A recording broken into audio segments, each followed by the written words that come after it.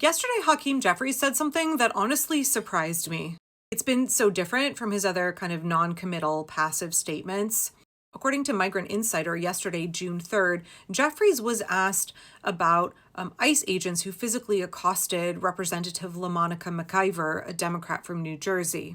If you recall, she was attending an oversight inspection of an ICE detention facility along with two other sitting representatives in Congress and the mayor of Newark. Donald Trump's former personal attorney, now district attorney for New Jersey, Alina Habba, initially charged the mayor with trespass, I believe. Those charges were later dropped, and the judge scolded Alina Habba thoroughly. But Habba has also charged sitting Representative LaMonica McIver with assault. And again, I've watched the footage. Y'all should watch the footage. McIver and the other reps who were there claim it was ICE who was shoving them. It was definitely ICE that escalated the situation instead of de-escalating it. So Jeffries was asked about this because these were masked men, and we're not talking just in the situation in New Jersey. All over this country, we are seeing federal agents who refuse to identify themselves, often refuse to identify what branch of law enforcement they supposedly work for, and they are covering their faces, obscuring their identities. Why is that? Why is that, y'all, that they don't want to show their faces? Is it because they're breaking the law and so they are doing their best to obscure their identity so they can avoid accountability in the future? I know that this regime had a hissy fit over ICE agents being called the American Gestapo. When you are seeing masked men unload out of unmarked vehicles and snatch people off the street, refuse to comply with federal law, don't identify themselves or what branch of law enforcement they work for, what else are you supposed to call them?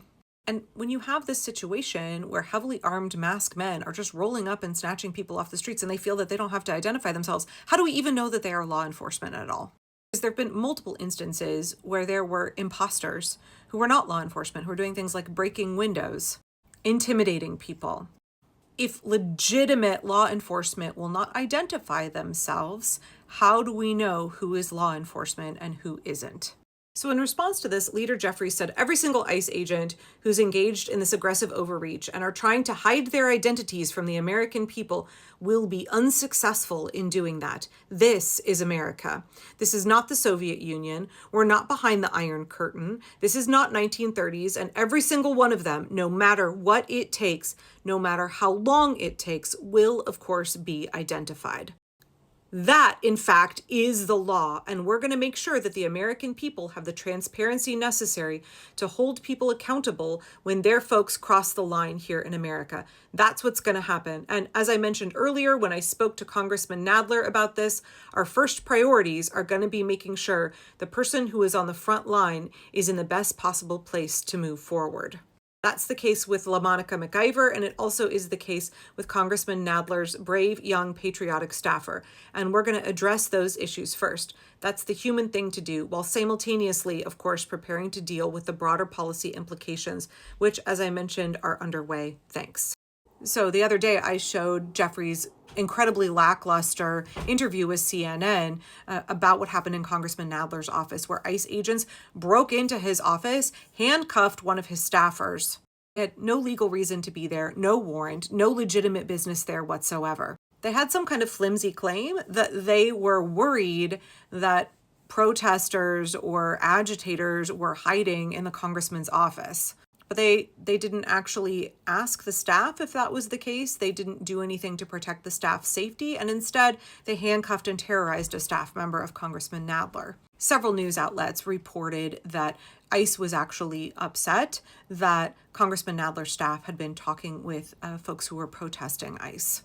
So it seems like really classic intimidation. They are trying to intimidate sitting members of Congress, both Representative LaMonica McIver and Representative Jerry Nadler, both Democrats. And Hakeem Jeffries' CNN interview was embarrassingly meek and mild.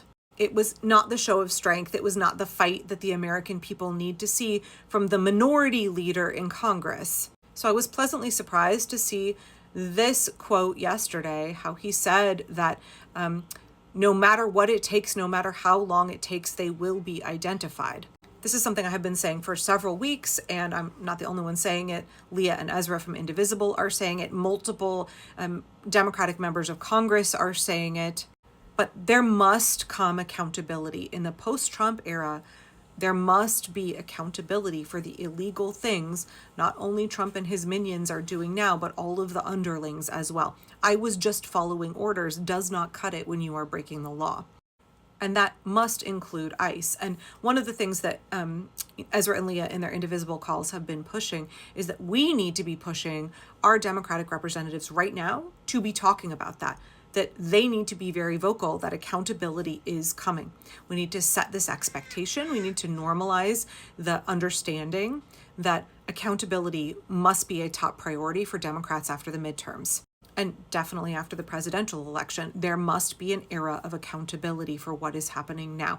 If Democrats say, we don't have the power in the House and the Senate, we can't stop this from happening, okay. I understand it's up to the people to stop it, but when they do have the power, again, their number one priority must be accountability. And they need to set that expectation. Now, we as the voters need to set that expectation. If you are planning to run for office and you're a Democrat, you better be communicating to your constituents that this is a top priority for you. If you think you're going to sweep this under the rug, if you think you are going to Merrick Garland slow roll this and show deference for the Republicans, pretend that these are just your colleagues across the aisle when they are literal fascists, if that's the way you're going to play it, we are going to vote you out in the primaries.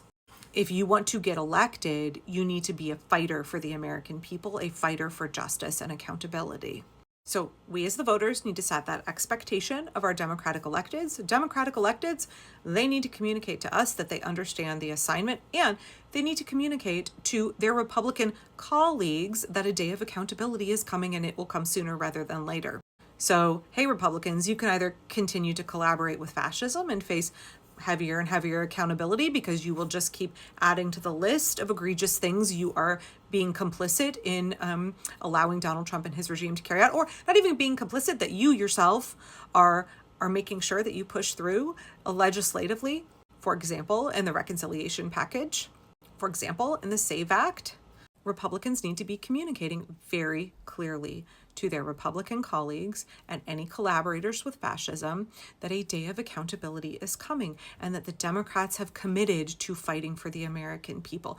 That, yep, Republicans know that historically Democrats let things slide. They like to sweep it under the rug and pretend we're turning over a new leaf and let's just not bother. It's really hard. It's hard work to hold people accountable for the harm that they have caused, for their illegal actions. No. The American people, this country, the future of this country depends on accountability happening. When the Trump era is over, there is no other option. There must be accountability. And Democrats need to be setting that expectation. We all need to be setting that expectation and normalizing that. Whether that will sufficiently be any kind of deterrence right now, I don't know. But we've got to be setting up for that in the future. We've got to be laying the foundation, setting that expectation. And this is really the first time I've heard Hakeem Jeffries talking like this, saying that every masked ICE agent will be unmasked and identified. There is no other option but to make sure that that happens. Now, I'm not going to be overly confident that Hakeem Jeffries has the fortitude to do what is required of him to actually pursue accountability. I think there are plenty of progressive Democrats in the House who are absolutely willing to do what it takes. Will Hakeem Jeffries continue to hinder them as he has in the past?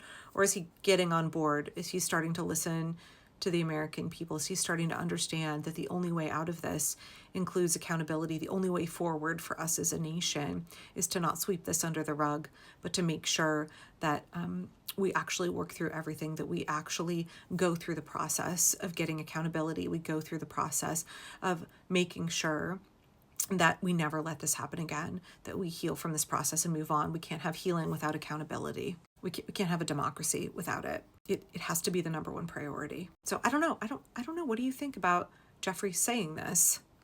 Establishment Democrats, they run so like all over the place, right?